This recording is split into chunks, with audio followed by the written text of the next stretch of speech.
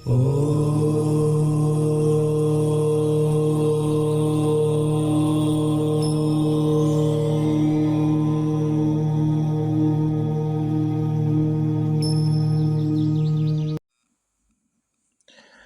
दोस्तों, मैं पंडित के शर्मा, संपादक ज्योतिष गुरु मासिक पत्रिका स्वागत करता हूं आपका इस YouTube चैनल में और स्वागत करता हूं आपका इस खास कार्यक्रम में। इस खास कार्यक्रम में हम आपके समक्ष उपस्थित होते हैं समय समय पर बहुत ही ज्ञानवर्धक, रोचक और जिज्ञासु विषय के साथ हम बात करते हैं धर्म, अध्यात्म, ज्योतिष जैसे विषय की। आज भी हम आपके समक्ष उपस्थित हैं ऐसे ही एक जिज्ञासु विषय के साथ। हम बात करने जा रहे हैं सूर्य के मकर राशि में होने वाले प्रवेश, यानी जो मकर संक्रांति बनती है, यानी सूर्य जब मकर राशि में जब पहुंचते हैं तो इस अवस्था में सभी राशि के जो जातक हैं उनके ऊपर क्या प्रभाव पड़ेगा। यानी सूर्य की जो उपस्थिति जब तक मकर में रहेगी तब तक सभी राशि के जो जातक होंगे उनके लिए किन के लिए शुभ होगा ये फल या पल, और किन के लिए किसी तरह की मुश्किलें, समस्याएं लेकर आने वाला है। चलिए बिना देरी के बात कर लेते हैं कर्क राशि के जातकों की, क्योंकि पहले हम बात कर चुके हैं मेष, वृष और मिथुन राशि की। तो कर्क राशि के जो जातक हैं, यानी जिन लोगों की कर्क राशि है, उनके लिए सूर्य देव उनके दूसरे भाव के स्वामी हैं और इस दौरान जो अभी गोचर होगा वो उनके 7वें भाव में रहने वाला है। यानी सूर्य उनके 7th हाउस में प्रवेश करेंगे और वहीं पर रहेंगे। सूर्य का मकर राशि का जो गोचर होगा उसके परिणाम स्वरूप आपका जो कैरियर होगा, अगर हम उसकी बात करें तो आपको अपनी नौकरी के संबंध में संतुष्टि नहीं मिलेगी। यानी नौकरी को लेकर कोई न कोई तरह की आशंका आपकी नजर आ सकती है।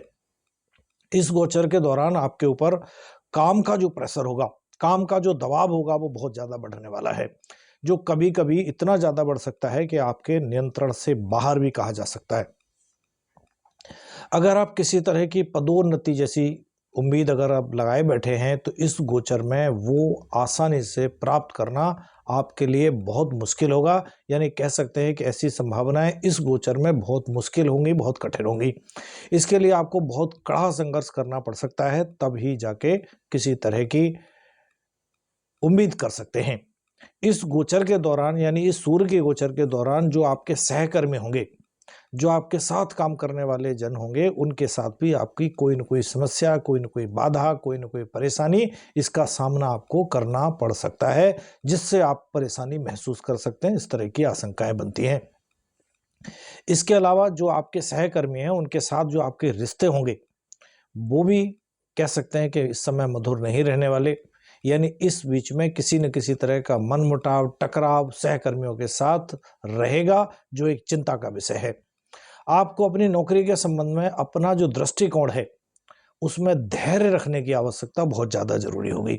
यानी कुल मिलाकर इस समय को आप अपने को धैर्य के साथ ही निकालें, धैर्य के साथ व्यतीत करें, तो कुछ हद तक आप इस होने वाले नकारात्मक प्रभाव से बच सकते हैं। इसके अलावा आपको अपने जो पेशेवर संबंध हैं उनका भी पूरी तरह से धैर्य के साथ अपने दृष्टिकोण का संतुलन बनाए रखने की बहुत ज्यादा जरूरत रहेगी। यानी कुल मिलाकर कह सकते हैं कि आप अपने ऊपर फुल्ली कंट्रोल रख के किसी के साथ किसी भी तरह का टकराव अगर होने की उम्मीद बनती है तो आप उससे दूर रहें, उससे बचकर रहें, उसको टालने का प्रयास करें। तब आप अपने कैरियर में कुछ हद तक सफलता प्राप्त कर सकते हैं, या ये कह सकते हैं तब आप सफल हो पाएंगे। अगर हम उनकी बात करें जो लोग व्यवसायी हैं, यानी व्यवसायी वर्ग जो है, उसके लिए ये गोचर क्या कहता है, तो इस राशि के जो जातक हैं उन लोगों के लिए व्यवसाय क्षेत्र से अगर वो जुड़े हैं, ये गोचर जो होगा वो आपका जो व्यापार का संचालन होगा उसको बहुत ज़्यादा प्रोफेशनल तरीके से, पेशेवर तरीके से आपको करना होगा या चलना होगा। व्यवसाय को संभाले रखने के लिए भी बहुत ज़्यादा योजनाएं, बहुत ज़्यादा उन पर काम करने की आपको आवश्यकता रहेगी। इसके अलावा आपको अगर अधिक लाभ प्राप्त करना है तो व्यावसायिक साझेदार जो होगा उसकी तरफ से भी आपको बाधाएं प्राप्त हो सकती हैं।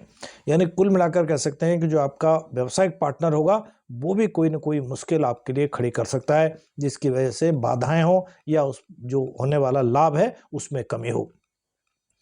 इसके बदले में आपको क्या करना चाहिए कि जो आपका व्यावसायिक साझेदार है उससे कार्यों को सफल बनाए रखने के लिए भी वहाँ भी थोड़ा सा अपने स्वभाव में नरमी और कोई भी चीज़ है उसको स्पष्ट यानी पारदर्शिता रखने की ज़्यादा ज़रूरत होगी, तब वो आपके काम में सफलता दिलाने में सहयोग करते हुए नजर आएंगे, या ये तब आप उनका सहयोग प्राप्त कर सकते हैं।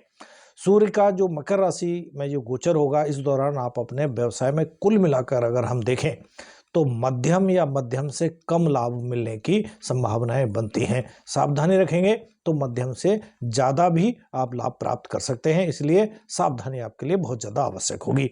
अब अगर हम रिश्तों की बात करें इस अवधि में, तो सूर्य का जो गोचर होगा, इस दौरान आपका जो जीवन साथी है उसके साथ अहंकार संबंधित विवाद आपके लिए कोई खड़ा हो सकता है, यानी अहंकार को लेके किसी तरह का वाद विवाद जीवन साथी के साथ भी इस गोचर में होने की संभावनाएं बनती हैं। साथ ही बेवजह एक बहस जैसा माहौल क्रिएट होना, या ये कहें कि बहसबाजी होना, इस तरह की भी आशंकाएं इस गोचर के दौरान बनती हैं। आपके जीवन साथी के साथ बात बात में बहस होना, इस तरह का जो रवैया रहेगा, जिसके कारण बहुत ज़्यादा समस्याएं आपको आ सकती हैं। तो क्या रहेगा कि आप थोड़ा अपने ऊपर कंट्रोल रखें, सही से व्यवहार करें। दूसरा ये, किसी भी तरह की बात कहते समय थोड़ा सा आक्रोश में ना आए, तब आप इस रिश्ते में समायोजन कर सकते हैं, वरना इस रिश्ते में समायोजन की कमी रहेगी और जीवन साथी के साथ आपके रिश्ते जो बेहतर होने की संभावनाएं वो और कम हो सकती हैं, खराब हो सकती हैं। इसलिए आपको पूरी तरह से कंट्रोल रखना होगा और अपने रिश्तों में शुभ परिणाम लाने के लिए पूरा प्रयासरत रहना होगा। जीवन साथी की बातों को भी ढंग से सुनना होगा और अपनी बातों को भी स्पष्ट तरीके से समझाना होगा। स्वास्थ्य की अगर हम बात करें तो इस दौरान आपको कुल मिलाकर कहें तो किसी बड़ी समस्या का सामना तो नहीं करना पड़ेगा, लेकिन फिर भी जैसे पैरों में दर्द है, जोड़ों में है अकड़न है, इस तरह की समस्याएं आपको इस समय पर परेशान कर सकती हैं। विशेष रूप से आपको पीठ का दर्द ज़्यादा परेशान इस अवधि में कर सकता है। ऐसे में अगर संभव है तो ध्यान, योग, मेडिटेशन चीज़ों का सहारा अगर आप लेते हैं तो ये समय आपके स्वास्थ्य के दृष्टिकोण से भी अनुकूल और अच्छा आपके लिए साबित हो सकता है, जिससे आपका स्वास्थ्य अच्छा बना रहे। उपाय के तौर पर आप प्रत्येक दिन 108 बार ओम चंद्राय नमः इस मंत्र का जाप करें, ताकि आपके लिए होने वाली जो समस्याएं उनमें कुछ हद तक कमी आ सके। दोस्तों, यदि आपने हमारा चैनल अभी तक सब्सक्राइब नहीं किया है तो तुरंत करें, साइड में लगे बेल आइकन को दबाएं, ताकि आप ऐसी ज्ञानवर्धक रोचक जानकारियों से कहीं वंचित ना रहें। जानकारियां अच्छी लगें तो दूसरों के साथ शेयर भी करें। आगे फिर उपस्थित होंगे बाकी अन्य सभी बची हुई राशियों के लिए कैसा रहेगा ये सूर्य का गोचर यानी मकर राशि में प्रवेश, जानने का अलग अलग वीडियो में प्रयास करेंगे। चलिए आज के लिए इतना ही, आज्ञा दीजिए, नमस्कार।